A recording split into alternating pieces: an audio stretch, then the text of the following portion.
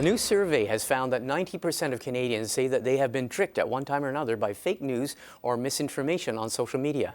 And they identify the main internet platforms, including Facebook, as among the culprits. The survey raises the issue of the growing credibility problem of the social media and the question of public trust in the medium, including political content. And that raises a problem for governments who are under growing pressure to intervene to try to get the social media to clean up their act. The survey was conducted by IPSOS for the Canadian Centre for International Governance Innovation. Joining me now is Fen Hampson. He's CIGI's Director of Global Security and Politics. Thanks for coming in. My pleasure, Martin. Okay, I gave everyone in a sort of a thumbnail sketch of what the survey found, but basically what was the survey turning up in terms of fake news, in terms of misinformation? Well, first of all, Canadians, in terms of being skeptical about social media, not trusting social media, are no different from the 24 other countries that we conducted the survey in. There is globally growing skepticism, growing mistrust in all forms and varieties of social media platforms, although Facebook does seem to be singled out as the major culprit here. Having said that, what's interesting about the very high numbers in Canada, 90% as you mentioned, is that people are aware that they've been duped. Okay. Or have read fake news. And I think that speaks to the heightened sensitivity of Canadians, the fact that we're a relatively, comparatively speaking, highly educated populace.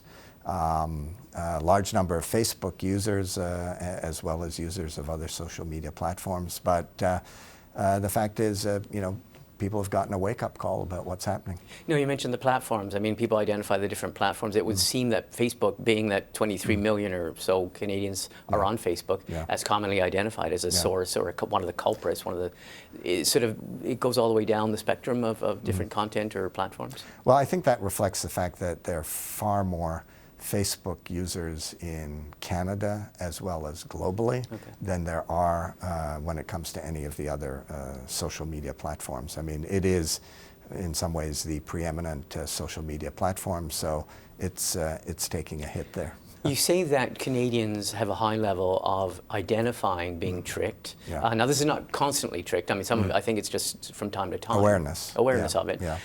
Canadians identify political interference, things that have led them to, it's affected their discussions with family and friends of politics.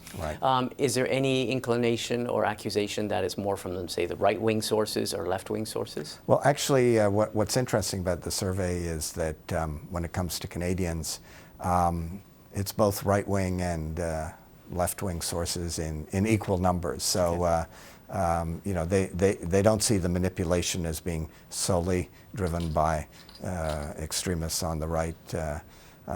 It's both extremists on the right and on the left, which is interesting. What's also interesting is that Canadians are very low on the scale, comparatively speaking.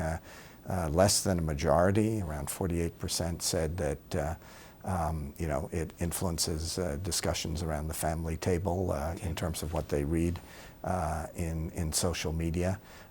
Also discussion with friends.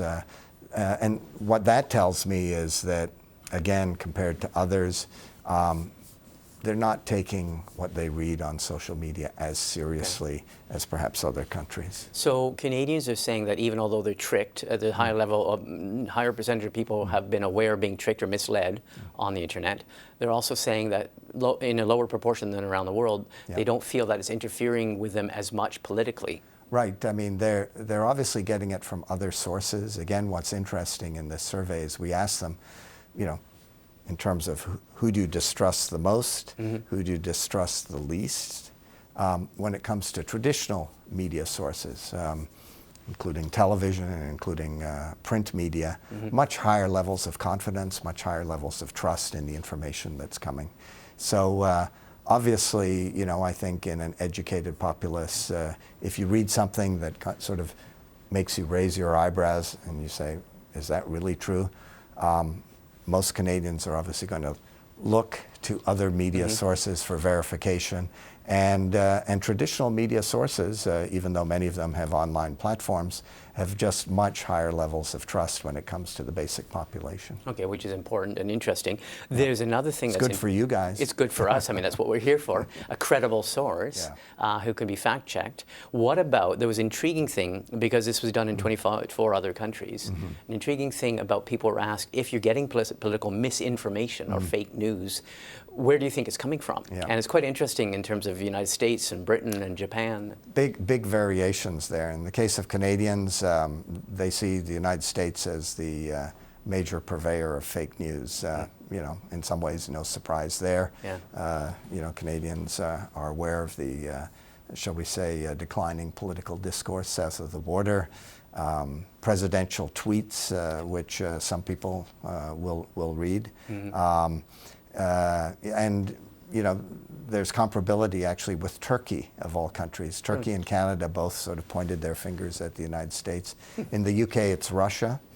And there's no question that, that Russia has, you know, been very active on social media with bots and other kinds of, you know, activities trying to influence, as we know, the Brexit vote that took place a couple of years ago. Trying to manipulate, as we've seen in the Ukraine election and the European parliamentary elections. You know, there's been a very active disinformation campaign led by the Russians. So I think a lot of this is kind of where you stand depends on where you sit geographically. China was identified as a very high source for people who live in Japan or people who live in Hong Kong. Absolutely. Mistrustful of China as a source? Absolutely, and you know, there, you know, China's the great autocratic superpower that you know, is obviously trying to influence their neighbors. So for public policymakers and for the governments, what's the challenge and what can they do? So what's interesting is that in the global poll, people are looking for governments to police social media through greater levels of regulation. As we've seen in Europe with the general data privacy regulations, in Germany, for example, they have very strong laws now online for hate speech. And what's interesting there in the context of Germany is that people have a higher level of trust in social media because they know it's being regulated, or at least one can surmise that. In the case of Canada, people aren't looking so much for governments to regulate social media as for social media to police themselves. And, you know, there I think, you know, Facebook's recent effort to bring, you know, transparency in advertising, essentially, you know, checking out advertisers through snail mail and, you know, a physical presence before they'll accept online advertising, I think is probably a positive development. And yet we've seen some criticism of Facebook. For example, I was at the last hearings. Lots of criticism. Criticism about, for example, Facebook is being very vigilant about source of advertising, especially during an election campaign. And yet there's things like that Nancy Pelosi video, which they say, no, that's free comment, and we were not going to take that down. I think, you know, there's a big gray zone here. You know, how much policing do you do? You know, we do have in this country, as one finds in the United States, you know, pretty strong freedom of speech laws. And so, you know, I think governments, including our government, I mean, it's not an absolute right to free speech. There's some things you can't say.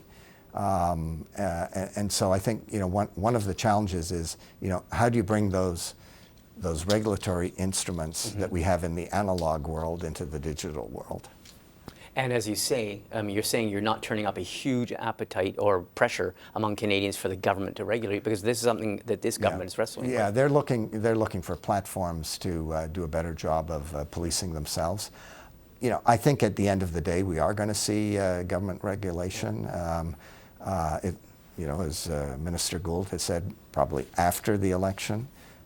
It's very hard to do it before an election, you know, particularly at the end of a legislative period that we're in now.